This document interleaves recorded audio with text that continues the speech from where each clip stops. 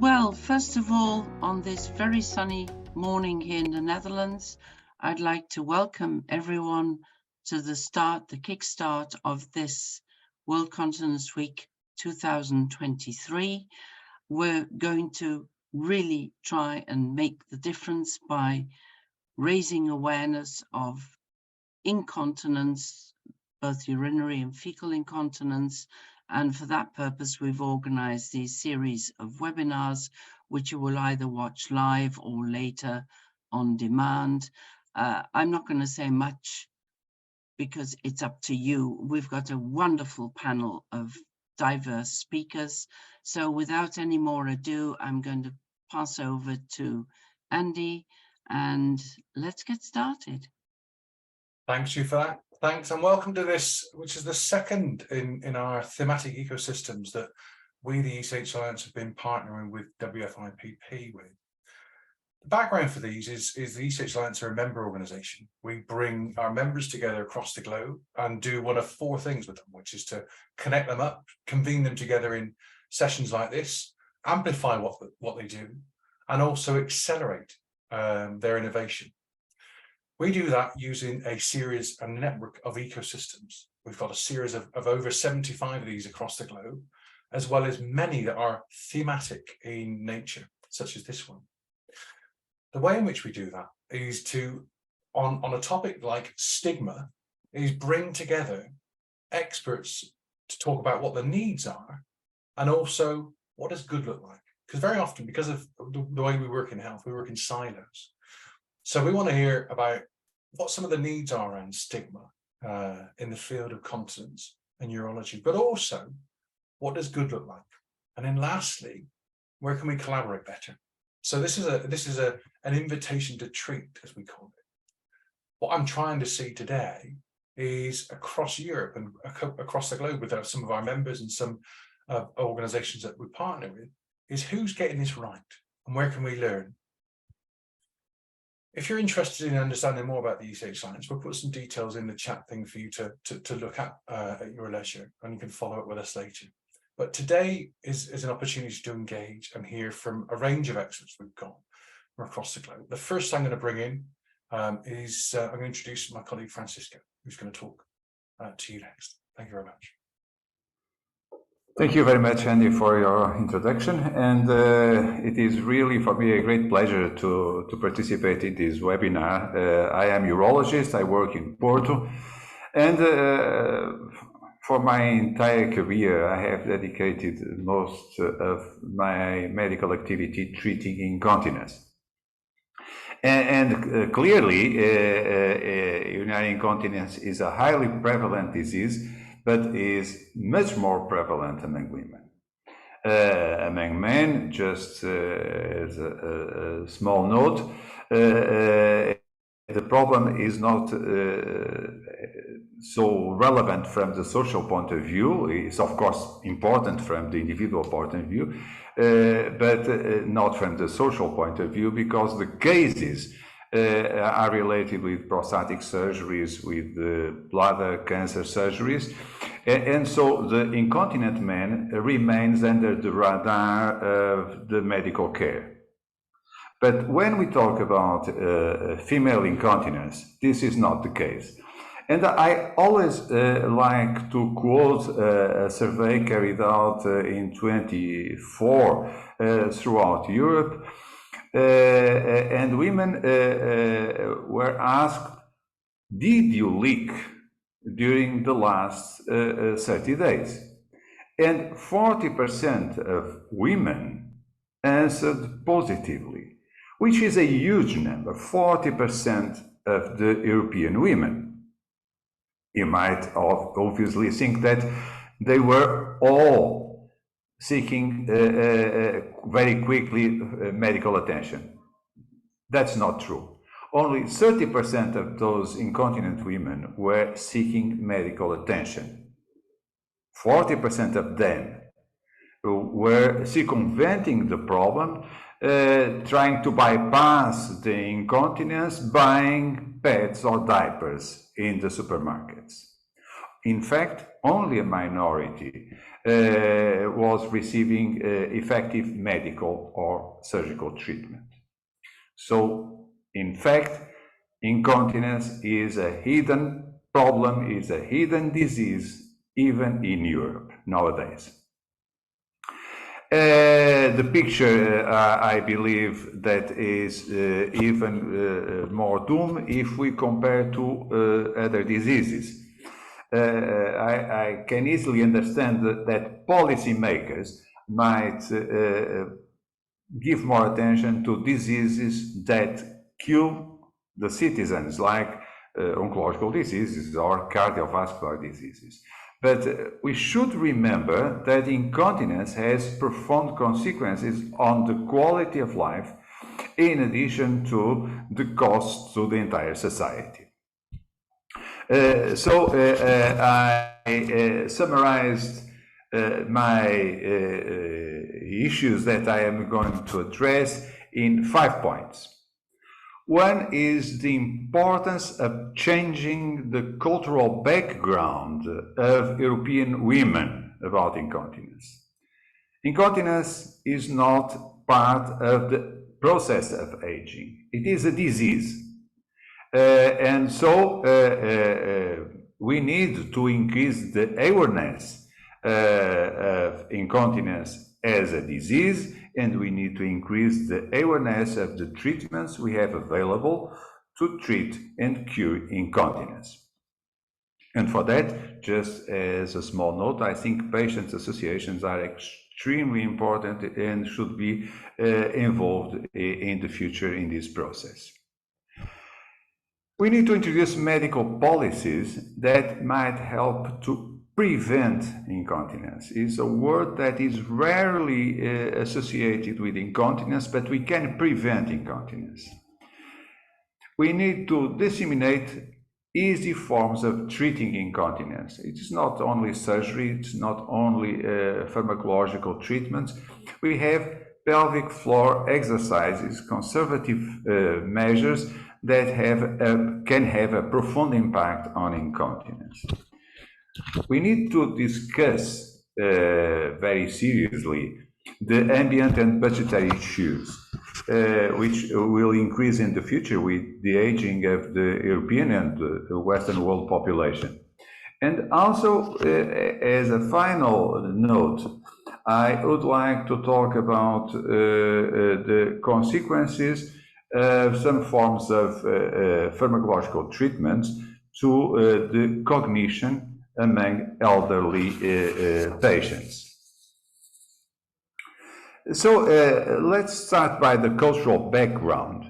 So it is not a process of aging, it is a disease, and because the women are not aware of that, this explains why women seek medical care for incontinence in average 2 years, and this is a study carried out in Spain, 2 years after the onset of the problem. And obviously, during these 2 years, being alone, being incontinent, women lose quality of life. They live with the shame of being incontinent. They live with the shame of being in the line of supermarkets to buy the diapers and the pads. That is a study that we did in Portugal.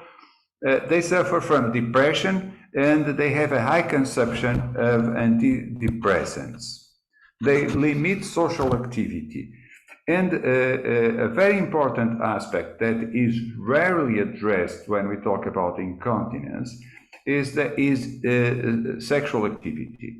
Intimacy, sexual intercourse is substantially reduced or just avoided by women that have incontinence because sexual intercourse might in fact trigger incontinence, and that is a terrible embarrass to women and to their partners.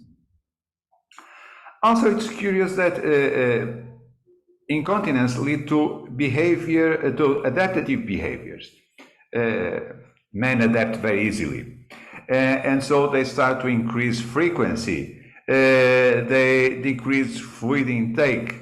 They change dress code. Women change dress code. They change from light colors into dark colors because that hides the urine stains. And of course, they avoid outdoor activities. And so they avoid sports, they avoid going to seaside. And these adaptive behaviors is one point that must be in the mind of caregivers, because it is imprinted in the patient's way of life. It's very difficult to forget. And even after the introduction of an effective treatment, it is really important to have those adaptive behaviors identified beforehand and help the patients to forget them. Let's move to prevention. Prevention of incontinence. And I really sometimes don't understand why this is not more discussed in medical forum. Because we know that there are two main risks for incontinence in women: obesity and vaginal deliveries. The world population is obviously become obese or overweight. Even the youngers are obese or overweight, and so we can expect that in the future, incontinence will increase in terms of prevalence. Everybody is concerned about obesity because of the cardiovascular problems, but they should be also concerned with the consequences in terms of incontinence. And that is part of the awareness of the incontinence problems that we must raise throughout Europe and throughout the world. Many women after vaginal deliveries have small degrees of incontinence, and unfortunately, clinicians tend to consider, oh, this is quite normal after a vaginal delivery, and it's not fair. Immediately after the delivery, when the women have incontinence or do not have incontinence, they should receive postnatal care, they should receive exercises, pelvic floor exercises, in order to reinforce the pelvic floor. I think that postnatal care is an essential problem or essential part of the prevention.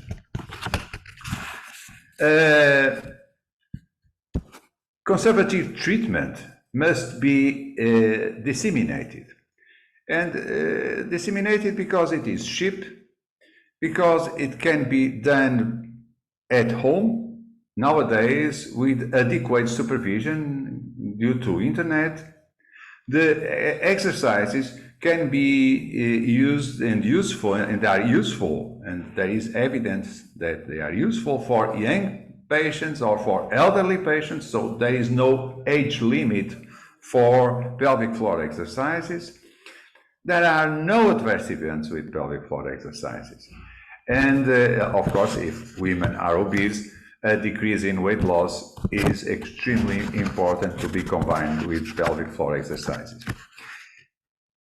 Conservative treatment like pelvic floor exercises don't have many space in media. Media are much more interested in pharmacological news, in surgical innovations, and so I think we all have the responsibility of disseminating conservative treatments as a fundamental part of the treatment of incontinence. We cannot ignore that incontinence will have increased ambient and budgetary issues. Most countries do not stipulate yet spatial waste management to pads or to diapers. However, a study that came out quite recently from Australia demonstrated that diapers and pads go to the solid garbage, and they are not oriented for recycling facilities. So that is another point that we have to consider. If we want to keep our world green, it is important to reorientate all these appliances to the right direction. We need to protect the ambient, and that might be more expensive. Municipalities, town halls might introduce fees, and if they introduce fees to recycle the pads and diapers, who is going to pay for that? The patients, and then they are reimbursed. That is something that must be discussed. Direct and indirect costs in Europe in 2021 were about 4 billion. And most of this amount, huge amount of money, was used for nursing homes, was taken by nursing homes. And nursing homes do not treat incontinence. They just change diapers every time women are wet. So we need to, of course, I'm not saying that we should close nursing homes, but we need clearly to improve the quality of treatment, eventually to introduce treatments in nursing homes. Nursing homes for incontinent people cannot be seen as a form of treatment of urinary incontinence or a deposit for patients. Just for you to have an idea, I have numbers from Spain. Patients pay from their own 300 euros per year, and in Sweden, because the cost of life is more expensive than in Spain, is about 700 euros per year. And as I said, my last word goes to the use of anticholinergic medication. And I think this is an important issue. Is essentially for OAB patients. And anticholinergic medications are very cheap, they are very effective, they are very safe, but we know now that long-term use of anticholinergic medication might increase the risk of cognitive impairment and might affect memory among our patients. So if we prescribe this medication, we should clearly inform the patients and, most importantly, inform the relatives and check the cognitive changes on a regular basis. And, of course, not use these medications in patients that are at risk or already have cognitive dysfunctions. And this is important because the alternative is only one, the beta-3 agonists, which in many countries are not reimbursed. And so we need to reinforce or to put pressure near the policymakers to introduce the beta-3 agents as drugs that are reimbursed for the treatment of incontinence. And so I think,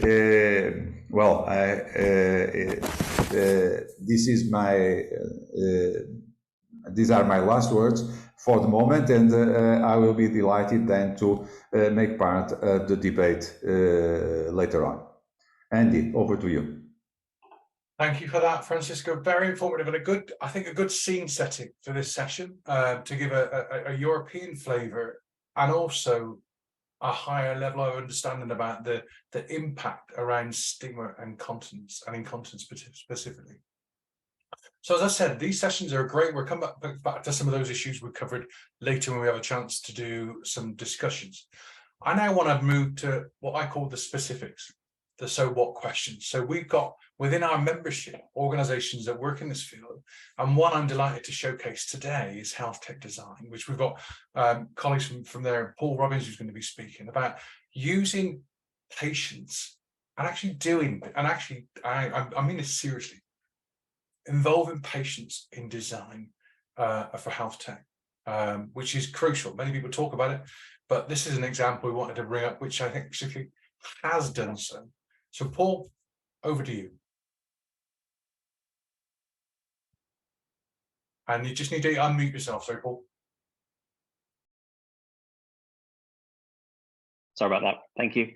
So yeah, actually, it's really interesting listening to Francisco, because I think from our side, as people help develop some of the solutions to these problems, it is actually all about understanding all the aspects of it. So the clinical aspects, the user aspects, commercial, everything. And so from a design point of view, in terms of developing devices, obviously these are products that can help in the solution of when prevention does not work. Although I do believe actually that there's potential for developing some devices to help prevention as well, or help move people away from incontinence situation. But the stigma side of things is really critical in the whole mix, really, because it's kind of a self-perpetuating issue in as much as there's the stigma of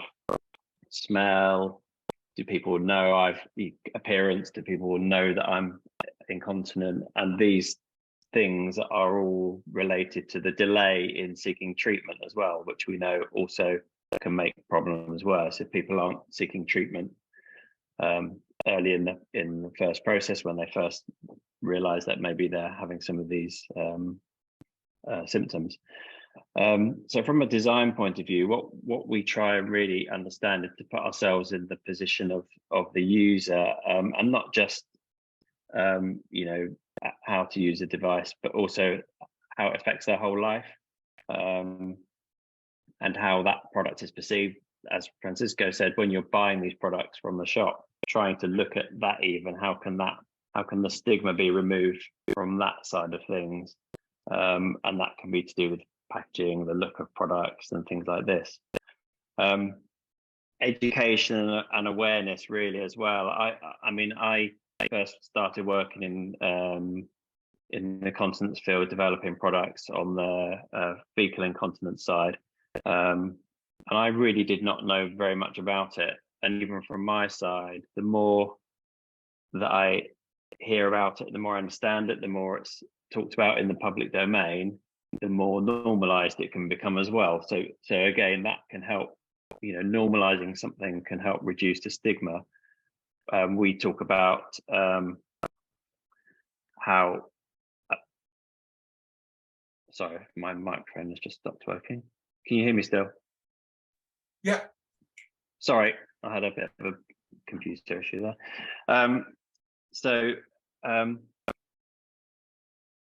Lost my thread now.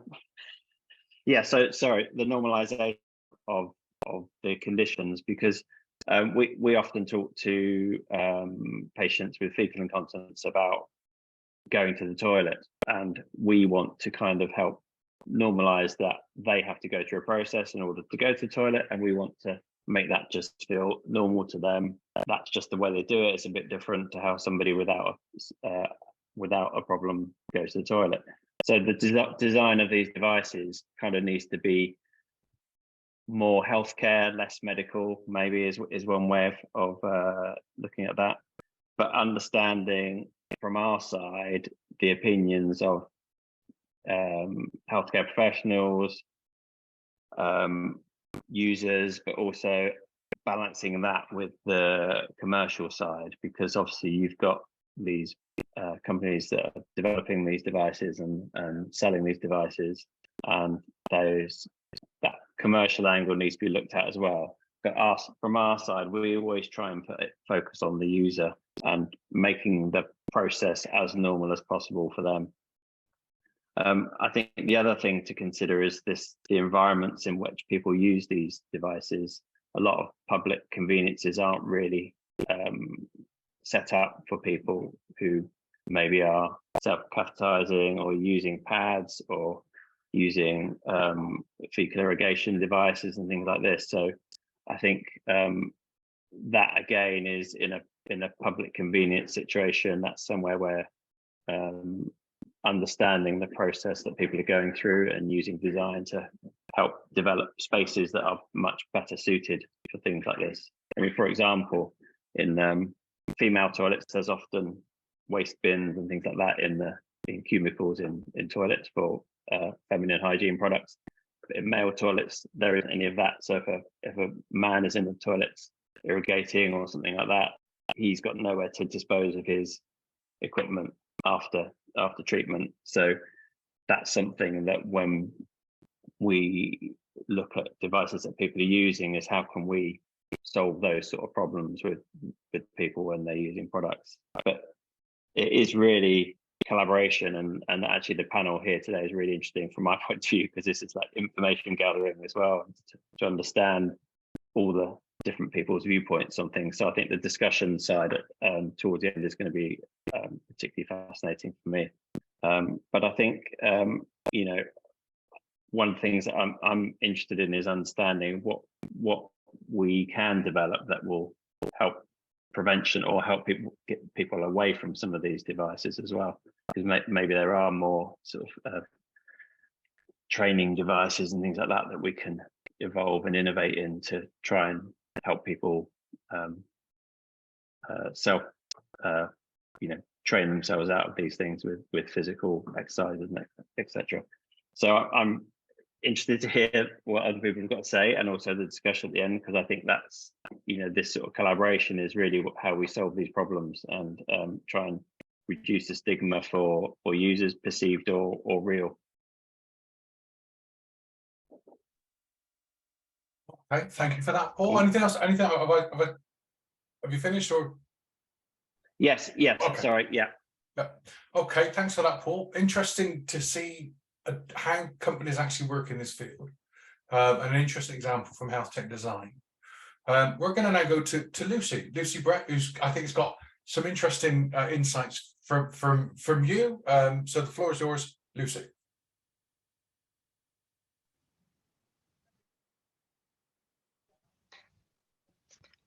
Okay, hi there. Thanks so much for having me.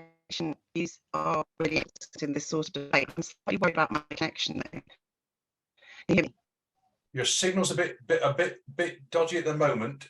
Maybe if you just... Yeah, I know. What I might do, I'm Lucy, wondering if I should if we pause. Do you want to else? Yeah, I'll introduce Myra, and then we'll come back to you afterwards, if that's okay. You try and see if you can fix the connection side, and we'll come back to you afterwards, because I want to hear about your book. So Myra, hopefully we're not going to put you on the spot too quickly. The floor is yours. That's absolutely fine. Thank you very much. So my name is Myra Robson. I'm a physiotherapist specialising in pelvic health. I work in South London, and I'm clinical lead of a bladder, bowel and pelvic health team comprising of 11 of us at the moment, nursing and physiotherapy staff members. I also created Squeezy app, and I'm a co-founder of the organisation Pelvic Raw. So I have a number of interests in pelvic health.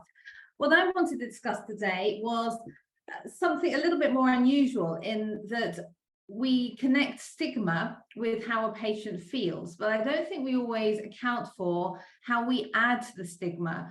And we're all here today because we're really passionate about this topic and of dealing with it and improving the situation for patients.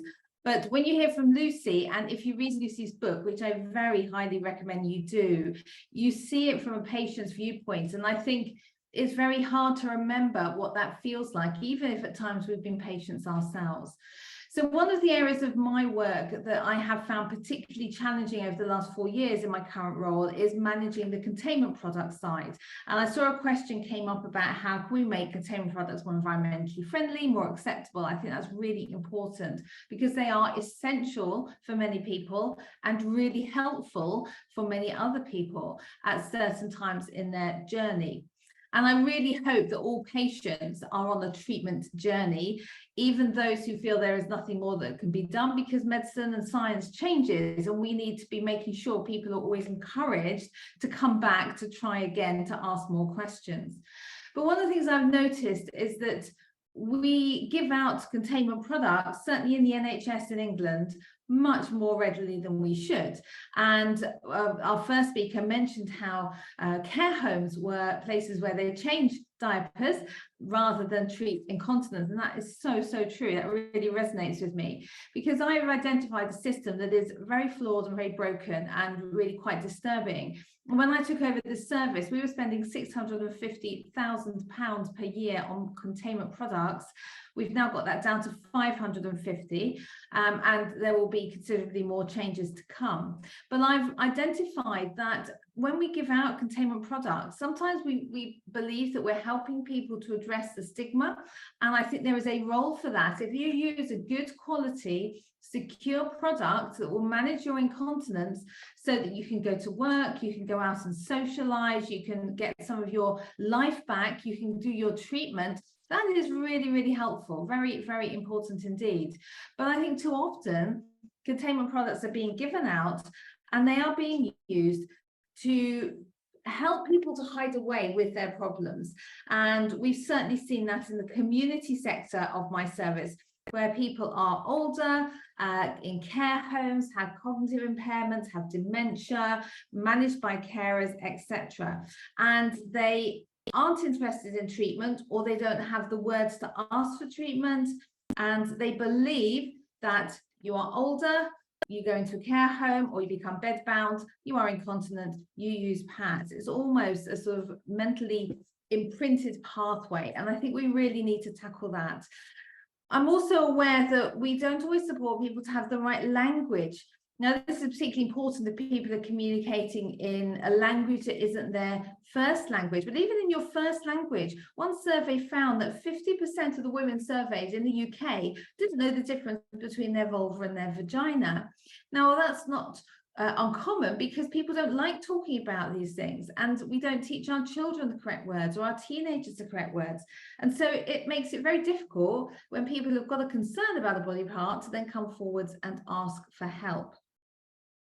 I've also found a lot of adults are quite increasingly concerned about the environmental impact of their containment products. We know this is a huge problem. We've worked with Tina and the team in Finland on their project on sustainable continence care.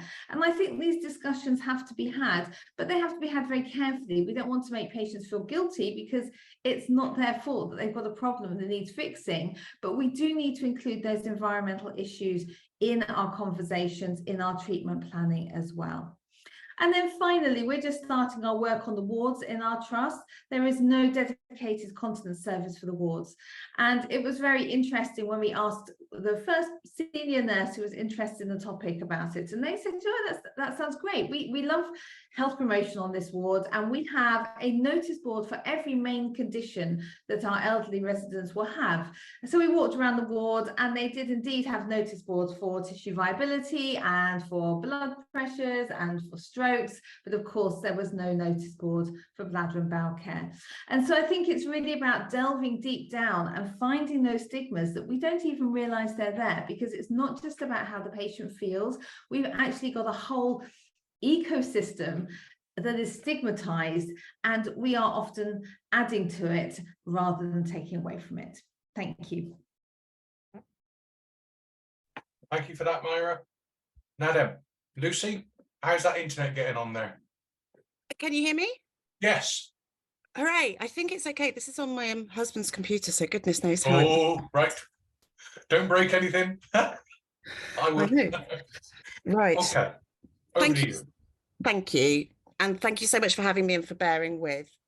Although it feels like kind of a metaphor, doesn't it, for patient participation? We're always just sort of shouting out, trying to get heard. Although I would also like to say, if this is going to be recorded for prosperity, that the people I've met in my journey, my 15-year continence journey, who work in incontinence are all, without doubt, in case anyone here is also a prospective patient who doesn't want to talk about their condition or admit it to themselves or whatever, I have never met a nicer group of clinicians and I also have other healthcare issues. And what I think is really important to remember, just in a sort of very basic way, is that if this is something that is to do with you as well, you and your life, or you and your families, whoever you are listening, whether you're a researcher or whoever, this is an area where for the most part the care is incredible and kind and destigmatizing when you're involved in it. And I think it's really easy to have a lot of preconceptions about what it might be like to go and speak to a doctor about this. Partly because women, as incontinence affects women a lot, are often people who have had many times in their life discriminatory healthcare or healthcare that hasn't been great. So it's also worth bearing that in mind. Now, earlier you said I wrote a book. I did write a book. Here it is.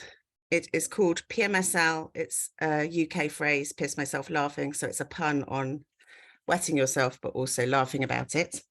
And the reason I bring it up is not really to sell copies, although by all means it would be great if you read it, but because this book was published a couple of years ago, and I thought what might be interesting for you to hear about would be what people's reactions to it were, both patients and also healthcare professionals, because I wrote a 90,000 word memoir about becoming incontinent at the age of 30 after a pretty traumatizing and difficult but medically normal vaginal delivery, and then having years of physiotherapy and other interventions, including using devices, including operations. And I wrote the book because I reached a point where I was more pissed off and furious than I was upset. But that took nearly a decade, because being incontinent is awful.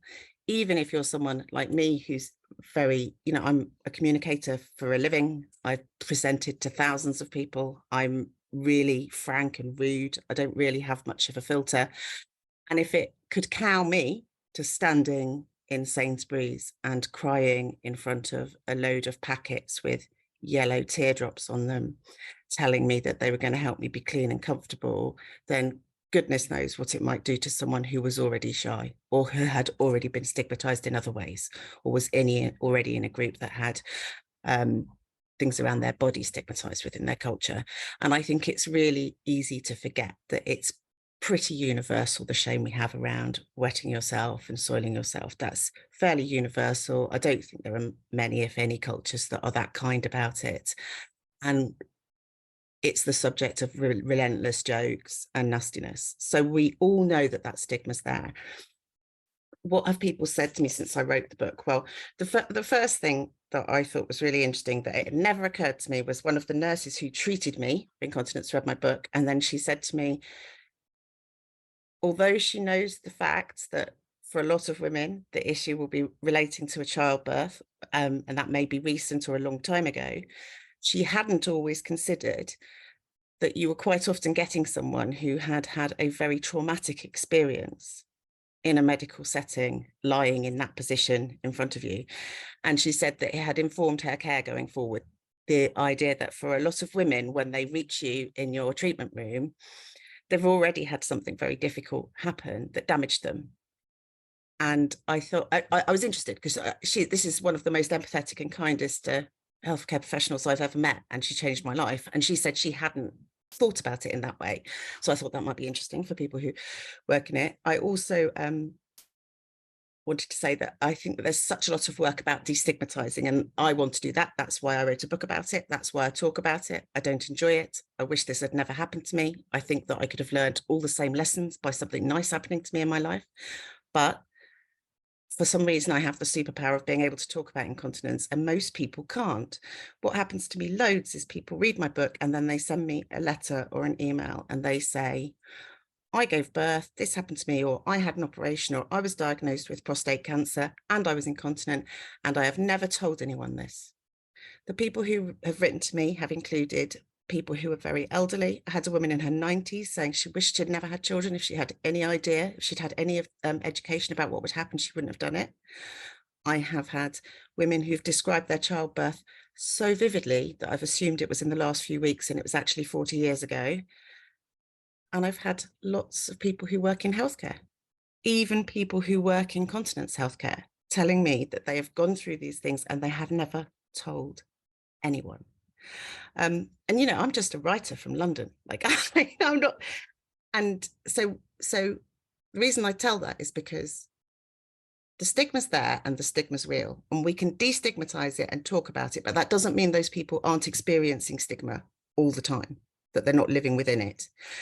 And what Francesca was saying earlier, there's so much truth in the fact that incontinence affects every part of you. It affects the makeup that you wear, the clothes you wear, the perfume you buy, your fashion sense. There's a whole chapter of my book about the fact that, like, my entire fucking wardrobe is defined by continence.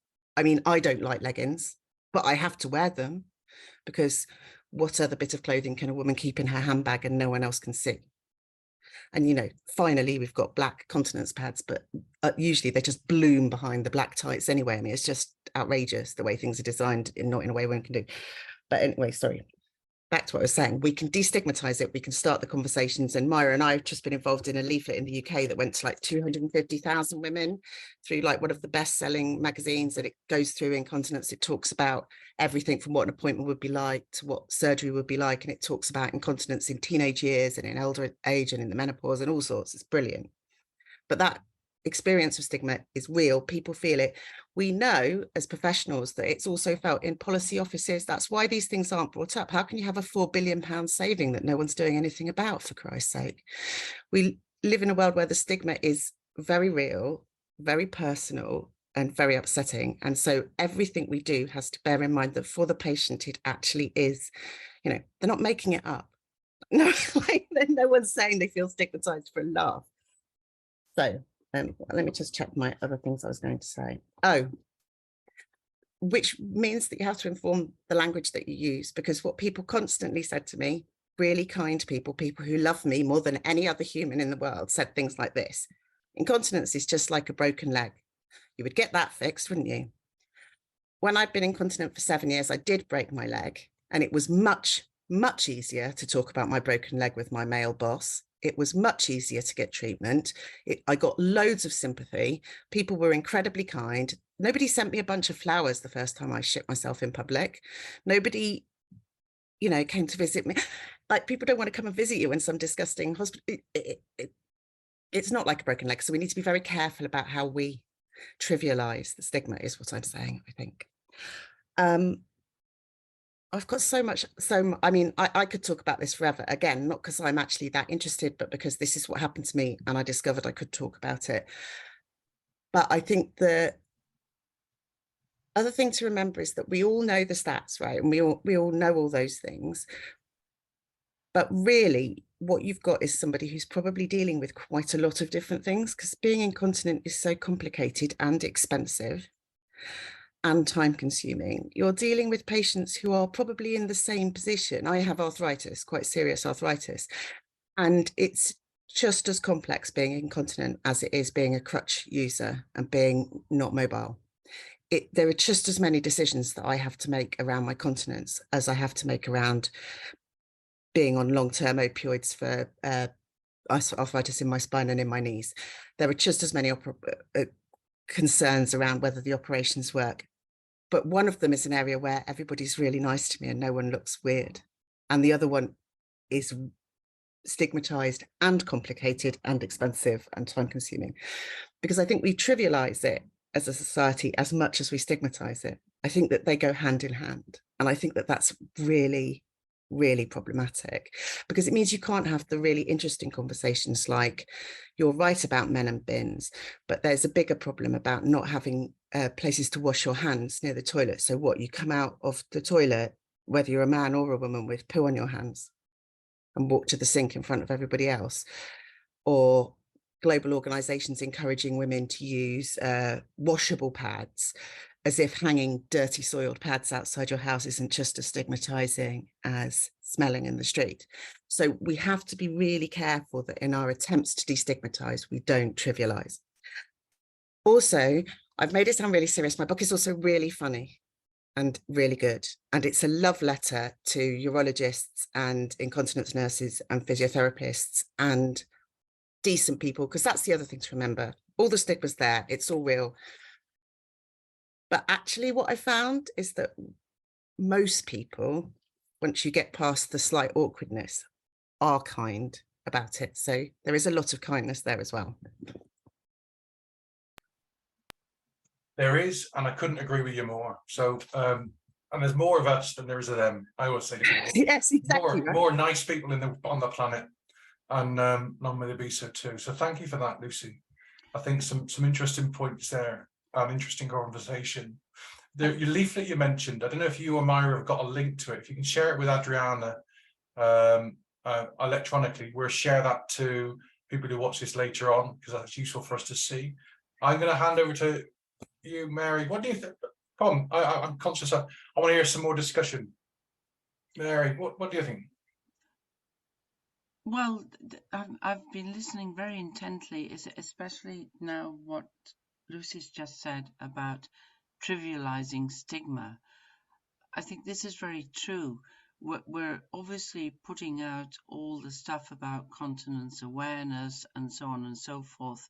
Francisco came up with a lot of data and what actually happens in practice. And I think we have to find this balance. How do we get this message across in words of one syllable that people understand, and at the same time make sure that it's not bandied around as, yeah, continence, it's dirt, it's pee, it's poo, it's this. There is a message behind it, and apart from the economic and the environmental messages, I think that's what we're trying to do this week, to actually try, and you said it initially about changing the attitude of European women. I think it's changing the attitude generally towards these kind of conditions, which perhaps, Francisco, I'll go back to you for the moment, and then Myra and Lucy, and see what you think.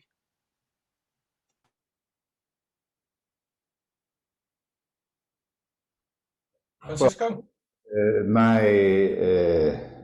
My idea behind what I said was not to introduce very complicated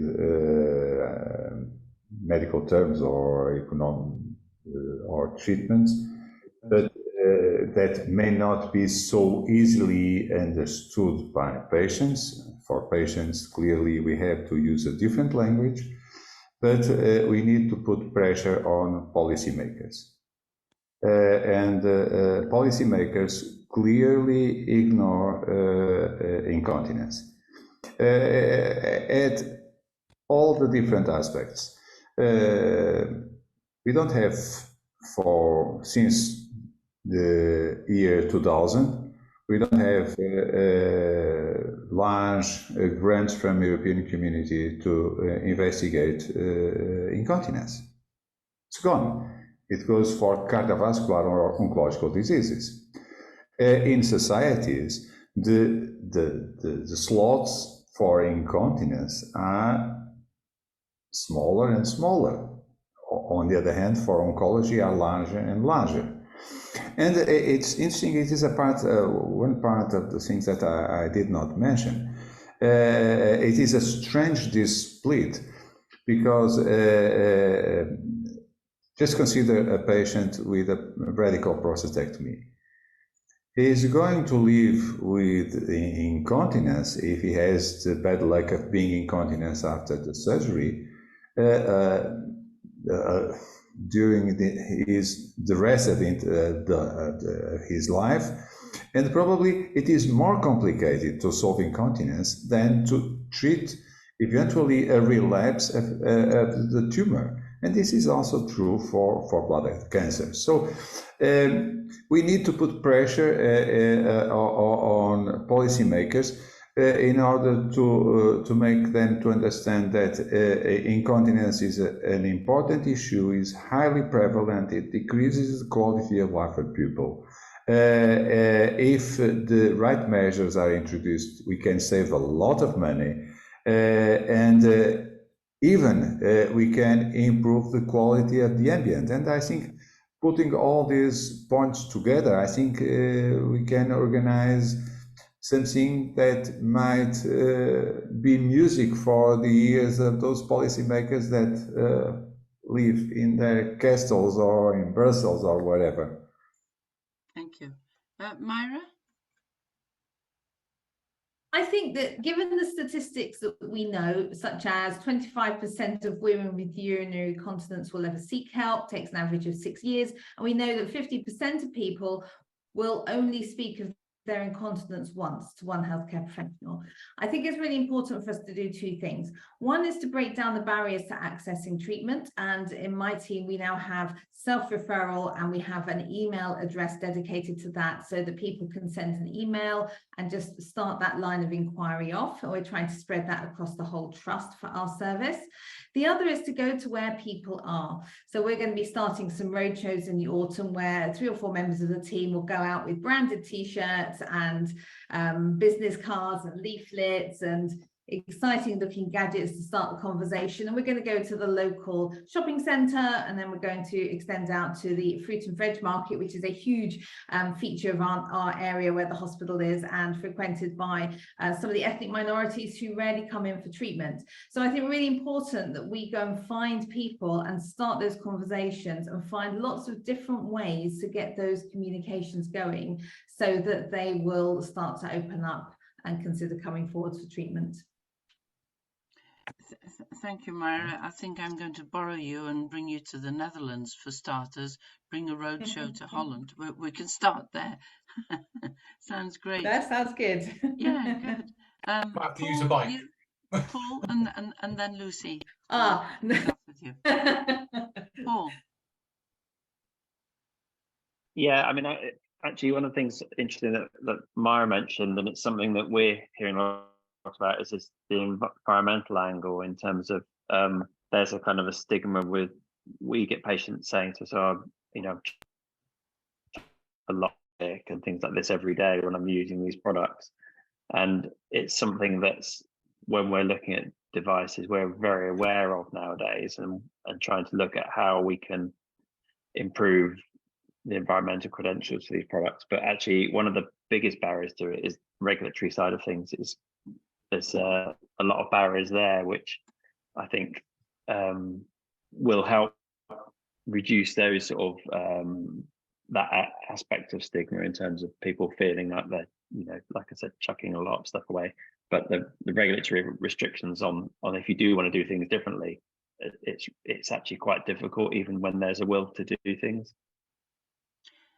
Okay, thank you. Lucy, I'm going to ask you a very specific question.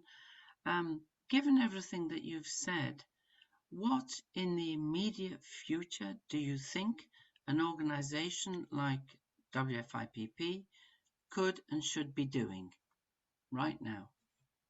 Well, I think that the best thing that international organisations like yourselves can be doing is forefronting the voices of people who are doing good stuff, because I think the incontinence has been forced to be like a niche cottage industry, despite the fact that it massively impacts almost everyone in the globe at some point, and we all know that.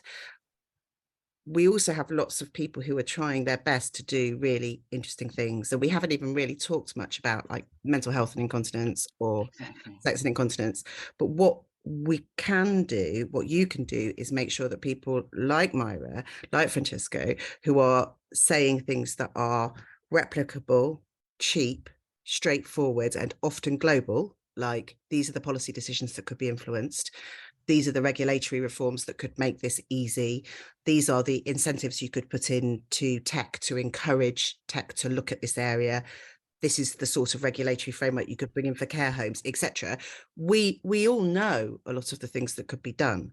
And we all know a lot of the lazy mistakes that happen with policymakers who are trying to do the right thing, but haven't really engaged with the topic because it's rank. You know, we all know all those things. So I think the best thing the WFIPP could do, and any other organisation that works in this sort of field, is make sure that those voices that are doing things on the ground are heard properly. Because I think that having an email, just having an email, would transform probably access to continence services across the entire globe. Now, you'd then have to do work on people who are digitally disadvantaged. I'm not pretending there aren't issues, but you would suddenly have a change. And I think very simple things like putting a leaflet in the best-selling women's magazine that in the country, that was done by like the Urology Times in the UK. Should have been done by the government. It should have been done by the government years ago. And so what I'm saying is what we need to do is make sure that we amplify best practice, because I think we've got a lot of the answers. And we've got a lot of the voices, we've got a lot of the kindness, we've got a lot of the ways of talking about it. It's just making sure that they're heard by the right people. Basically, me and Myra need to go to yeah, to go and like speak to loads of governments and bollock them. That's what Okay. with you.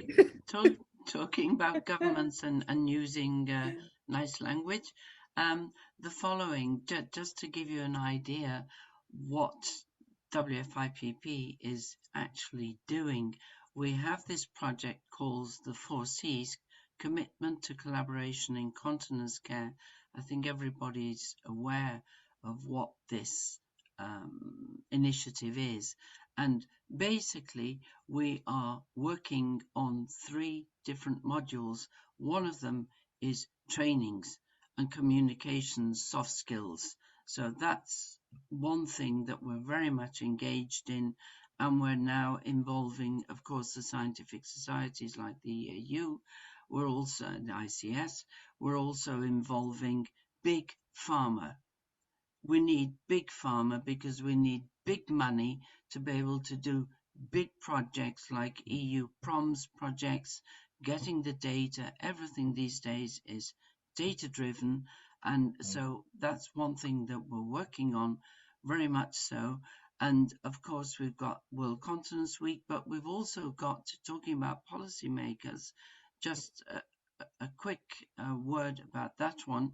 I think on the 8th of November, we'll be in the European Parliament for the first ever debate on continence, incontinence, called spade a spade. It's not continence, it's incontinence. So they're things that we hope will slowly trickle through and start to make a difference. But we need help and we need people. We need resources, human and financial resources, and goodwill. We need great people like the people on this panel to be able to be the ambassadors of what we're doing. Andy, over to you to finish, having said my party piece. Party piece. I've not heard one of those for a while from you. So firstly, my thanks for all our presenters today. One of the things I'd like to share back to you all is obviously the information you share with us and any links you choose to share with us, we will send out with any follow-up we do with the recording of this, any social media that we do as a part of amplifying the message from today, because it was important to get the overview as it was the story. This is important to understand the design concepts as it is the impact for ordinary people. And I think if we can help amplify just any of that, then we would have made some success. And I'll leave you with this thought. We've talked about this being a global issue, and obviously very much here today we're focused on a European issue. We're also in conversations with organizations across Africa and India and in Latin America, for whom this is just as important a topic. And we'd like to share those resources with our colleagues there, because this is where we can make impact in ways that perhaps necessarily just focusing on the UK or the Netherlands, for instance, isn't going to do it.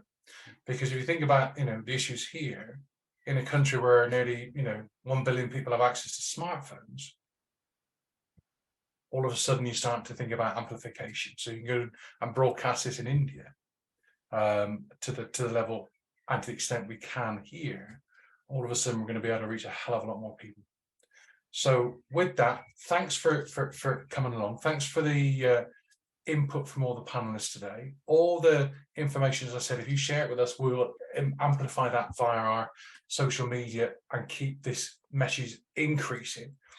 Thanks, obviously, for the input from WFIPP. I wish you the rest of the week to be a tremendous success for all the other events you've got on, and we'll share details of those as well. And with that, I'd like to thank you and close this call. Thank you very much. Thanks, everyone. Thank you. Thank you.